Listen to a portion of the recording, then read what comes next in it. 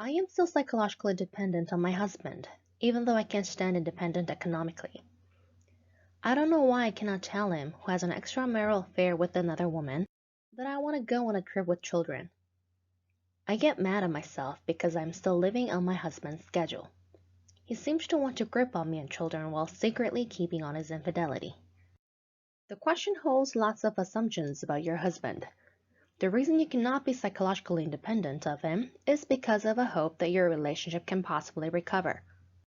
Like, he might end his relationship with her, or he might come back someday. There is one thing that you must be clear about. Your husband has a psychological disorder. This psychological disorder cannot be treated by himself. What you can do first in this situation is to make an environment where the husband can come back.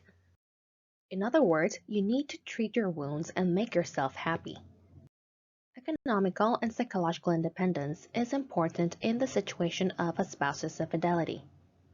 The reason for it being impossible to be independent psychologically is love.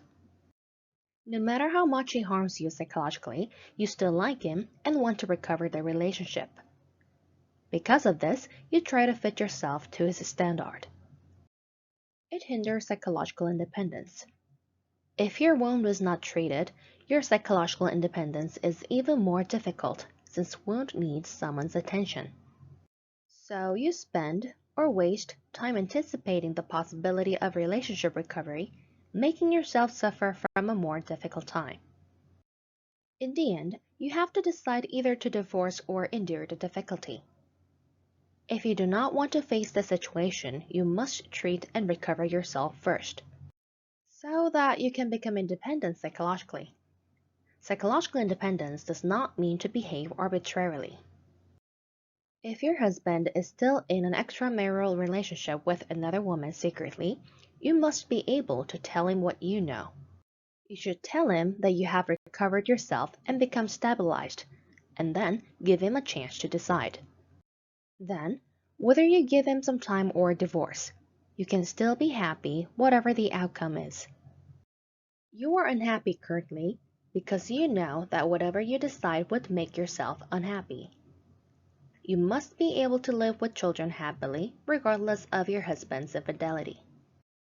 Therefore, the number one priority is to treat your wounds, be psychologically independent, and make yourself stabilized.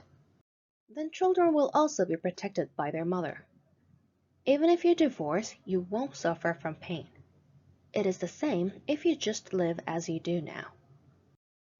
It's just that he needs to be noticed about your status after your wound treatment. That way, he can at least have a chance for recovery. Those with psychological disorders are afraid of people with the ability of happiness. Whom they like the most are the women with lots of wounds. However, men with relationship addiction cannot approach women whose wounds are treated and who are able to be happy by themselves and knows how their psychology operates. If the husband wants to live with the wife who has become happy, he will realize that he also needs to be treated. This will become a chance for him to recover the relationship.